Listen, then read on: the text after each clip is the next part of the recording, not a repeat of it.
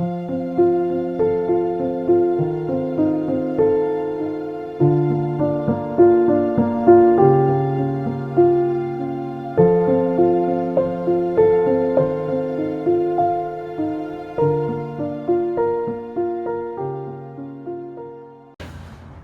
여러분, 올리브 한의원입니다. 오늘은 술과 알코올 이야기 45번째 시간. 알코올 사용장애 중 알코올 남용 환자들의 심리 상태를 알아보는, 그 중에서도 술버릇에 대해서 한 번 더 자세히 알아보도록 하겠습니다. 술버릇에 대한 이야기는 우리가 저번 예전 시간에도 공부를 몇 번 했었는데요. 이번에는 그 알코올 환자들, 사용장애 환자들의 심리 상태에 좀 입각해서 술버릇을 한번 이야기해 볼 텐데요.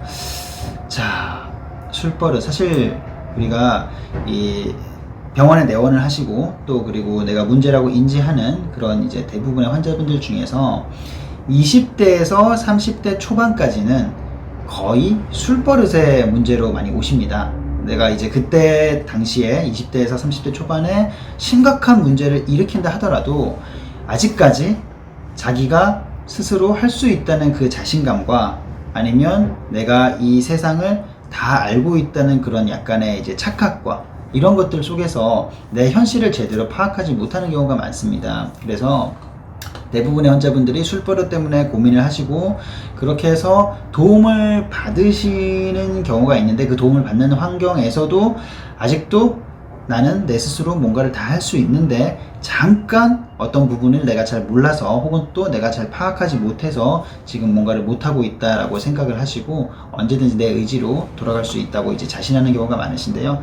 그분들의 이제 심리 상태를 좀 알아보도록 하겠습니다. 참고로 이제 30대 중반이 되고 40대, 50대가 되시면 내가 어떤 이 문제에 대해서 고민할 것들, 노력할 것들 다 일단 해보셨기 때문에 그것들이 다 했을 때 안 된다는 걸 충분히 인지하고 충분히 좌절하고 충분히 인정을 한 이후에 이제 치료를 받으시는데, 20대 분들 같은 경우는 아직 그런 것들이 충분히 고민이 이루어지지 않았기 때문에 사실상 이제 치료에 있어서 열린 마음을 갖기가 쉽지 않습니다. 사실 그때가 더 치료는 더 쉬운 상황이신데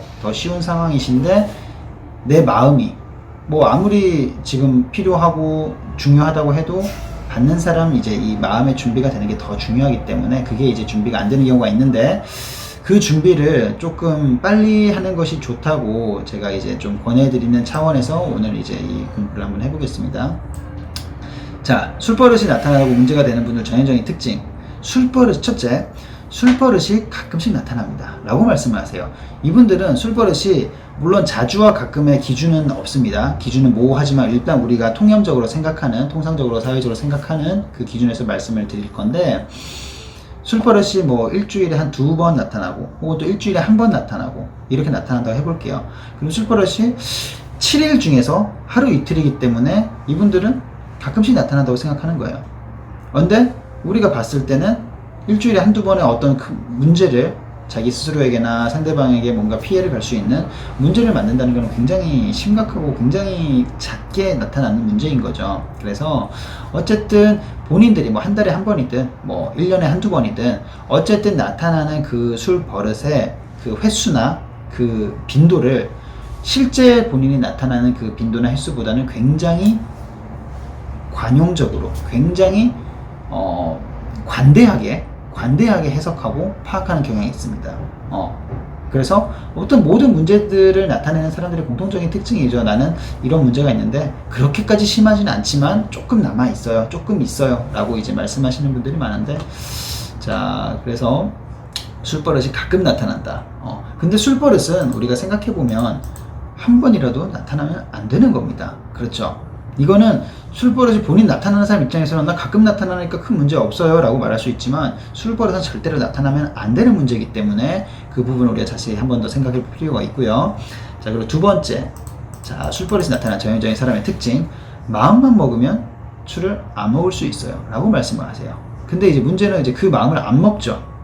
마음만 먹으면 안 먹을 수 있다는 거는 내가 술을 내가 마시고 싶어서 지금 마시는 거고, 내가 이제 마시고 싶은 만큼 계획해서 마시는 거기 때문에 내가 이거는 뭐 알코올 중독이나 의존이 아니다 라고 이제 주장을 하시는 건데, 자, 그러면 저희가 이제 이렇게 얘기를 해봅니다. 그러면 그렇게 술을 마시지 않을 수 있다 내 의지로, 그러면 1년간 안 마셔보십시오.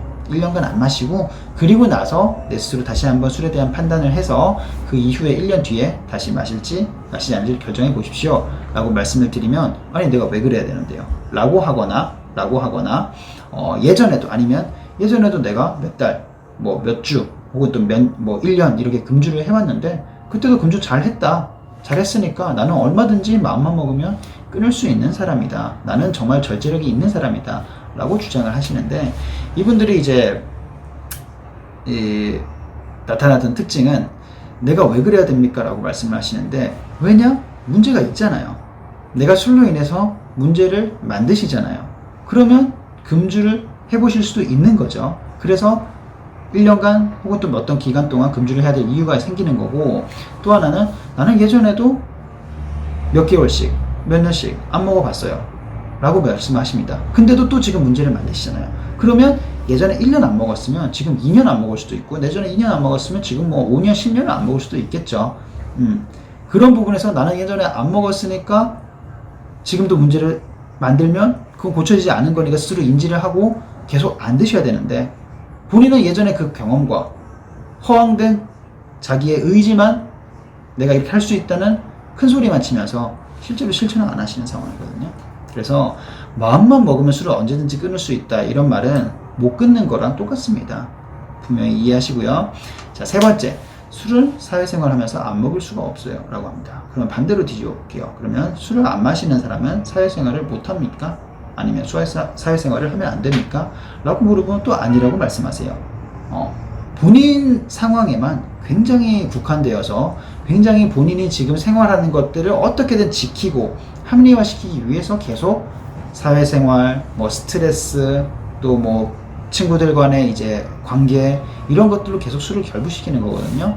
반대로 생각하면 우리가 똑같이 술자리가 굉장히 이렇게 활발한 모임에 가서도 예를 들어 10명이 있다 그러면 원래부터 한두 명은 술을 거의 못 먹는 사람들입니다. 나머지 이제 그 중에서 한 3, 4명이 술을 굉장히 달리고 굉장히 극단적으로 과음하는 스타일이고 나머지 대부분의 한 5-6명, 한 4-5명 이 정도는 적당히 분위기에 맞춰서 마시는 분들이고 그 2-3명, 3-4명 과음하는, 폭음하는 그분들에 내가 섞여 있었고 끼어 있었기 때문에 그 모임은 내가 나처럼 술을 계속 먹어야 유지될 수 있다고 하는데 당장 내가 가는 모임도 내가 술을 유난히 많이 먹고 빨리 먹고 실수를 하는 것이지 다른 사람들은 안 그런 사람도 많이 있습니다. 그래서 사회생활을 할 때 나처럼 이만큼 심지어 문제를 일으키면서까지 먹는 거는 사회생활이 아닌 거죠. 자, 네 번째, 결국 술버릇은 또 이런 분들이 이제 전형적으로 하시는 말씀이 술버릇은 결국 내 의지 아닙니까? 라고 말씀하세요. 그러면 제가 또 여쭤보죠. 그러면 도움을 받으러 왜 오셨습니까? 어떤 도움을 기대하고 오셨습니까? 스스로 해결하고 스스로의 의지라면 얼마든지 스스로 해결할 수 있지 않으십니까? 라고 여쭤봐요. 생각을 해보십시오. 결국 내 의지다. 결국 의지 아닌가요? 그럼 왜 해결을 못하세요? 내가 왜 스스로의 의지라면 왜 지금 이 고민을 하고 이 문제를 만들고 있음에도 불구하고 왜 해결을 못하고 똑같은 실수와 똑같은 잘못을 반복하는지, 그런데도 왜 나는 계속 내 의지로 할 수 있다 라고 고집을 부리는지에 대해서 우리가 4가지에 대해서 알아봤습니다. 나는 술버릇이 가끔 나타나요. 뭐 술버릇 있긴 한데 그렇게 큰 문제는 아니에요 라고 스스로를 문제를 왜곡하고 은폐하는 거. 2번째, 본인은 충분히 의존이 하고 있고 사실 술 없이는 살아가기 힘든 삶을 살고 있으면서도 자기 의지로는 얼마든지 안 먹을 수 있다 라고 자신하는 거. 이제 의지로서가 아닌 의지라고 생각하고 착각하는 거. 3번째, 사회생활을 탓하면서 술을 계속 합리화하는 거죠. 근데 술을 안 마시거나 술을 적당히 마시거나 이런 분들은 사회생활을 얼마든지 할 수 있거든요. 본인같이 마시면서 사회생활을 이렇게 한다고 하는 그 이제 어찌 보면 이제 오류에 빠진 거죠. 그리고 4번째는 결국 내 의지 아니냐. 의지라면 지금 해결하셨어야죠.